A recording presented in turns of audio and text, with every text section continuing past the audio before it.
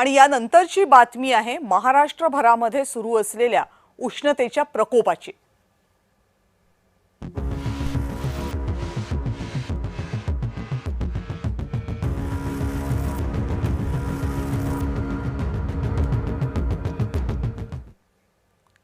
जळगाव जिल्ह्यामध्ये एका नवविवाहितेचा चक्कर येऊन पडून मृत्यू झाला। हा मृत्यू उष्माघाताने झाला असं नातेवाईकांचा अंदाज आहे। वैशाली मोरे असं तरुणीचं नाव आहे।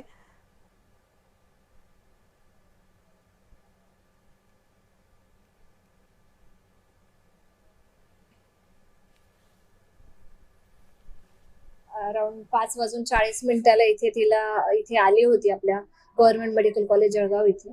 तर ती आल्यावर आमच्या सीएमओने तिची तपासणी केली असता ती ऑलरेडी मृत होती।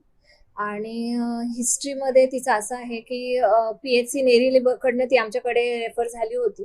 पीएचसी नेरी मध्ये जी हिस्ट्री त्यांना सांगण्यात आली त्यानुसार तिला हायग्रेड फीवर म्हणजे ताप होता आणि त्यानंतर काही वेळ ती बेशुद्ध पडली आणि जेव्हा नेरी पीएचसीला गेली तिथून त्यांनी इकडे रेफर केली, पण रेफर करून इथे आल्यावर आपण जेव्हा रिसीव्ह केली, आपण जेव्हा तपासणी केली तर तेव्हा ती ऑलरेडी मृत होती। तर नाशिकमध्ये 4 महिन्यांच्या बालिकेचा दुर्दैवी मृत्यू झालाय। हाही मृत्यू उष्माघातामुळे झाल्याची प्राथमिक माहिती आहे। इंदापूरहून लग्नासाठी काटेकर कुटुंब निघालं होतं। खासगी ट्रॅव्हल्सने ते प्रवास करत होते, पण या प्रवासादरम्यान उष्णतेचा फटका या चिमुरडीला बसल्याची शक्यता आहे। नाशिक रोड पोलीस ठाण्यात याबाबत आकस्मिक मृत्यूची नोंद करण्यात आली आहे। पहाटे जेव्हा आईला मुलगी बेशुद्ध अवस्थेत आढळली त्यावेळेस त्यांनी तातडीने रुग्णालयात दाखल केलं, मात्र डॉक्टरांनी या मुलीला मृत घोषित केलं। या मृत चिमुरडीची आई प्रतीक्षा काटेकर यांची महाराष्ट्र पोलीस दलासाठी निवड झाली आहे। या प्रकरणी नाशिक रोड पोलीस ठाण्यात आकस्मिक मृत्यूची नोंद झाली।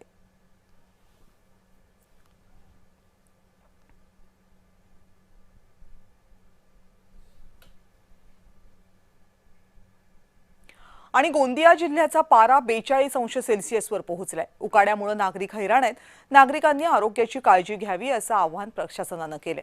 याबाबत प्रतिनिधी राकेश रामटेके आणखी तपशील देत आहेत। गोंदिया जिल्ह्याचे तापमान 42 अंशावर येऊन पोहोचलेले आहे। गोंदिया जिल्ह्याच्या तापमानात दिवसेंदिवस वाढ होत असल्यामुळे गोंदिया जिल्ह्यातील नागरिक हैराण झाले आहेत। आपण पाहू शकता सध्या गोंदिया जिल्ह्याच्या रस्त्यावर सुकसुकाट पाहायला मिळत आहे आणि त्याचबरोबर सायंकाळच्या सुमारास अनेक ठिकाणी अवकाळी पावसाच्या जोरदार सरी येत आहेत आणि त्यामुळे वातावरणात सायंकाळच्या वेळी गारवा निर्माण होतो। मात्र दुसऱ्या दिवशी सकाळी उकाड्यापासून नागरिक हैराण होत असल्याचे चिन्ह गोंदिया जिल्ह्यात दिसून येत आहे। त्यामुळे नागरिकांनी आवश्यक काम असल्यासच घराच्या बाहेर पडावं असे आवाहन जिल्हा प्रशासनाने केले आहे। राकेश रामटेके, जय महाराष्ट्र न्यूज, गोंदिया।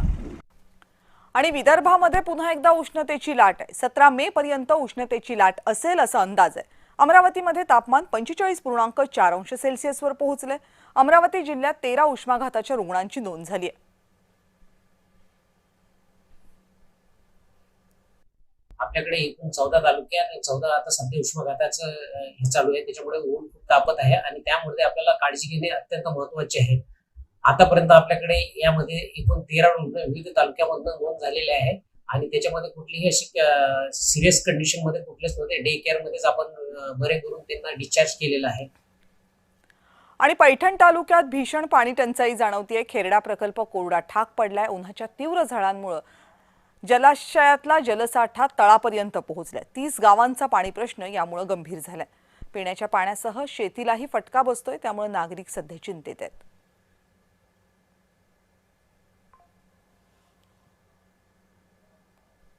सध्या छत्रपती संभाजीनगरसह मराठवाड्यामध्ये भीषण पाणी टंचाईचा सामना नागरिकांना करावा लागत असल्याचं पाहायला मिळत आहे। त्याच पाठोपाठ उन्हाची दाहकता जी आहे ती देखील वाढत असल्याचे पाहायला मिळते। त्यामुळे आता मराठवाड्यातील लघु प्रकल्प जे आहे ते कोरडे ठाक झाले आहे।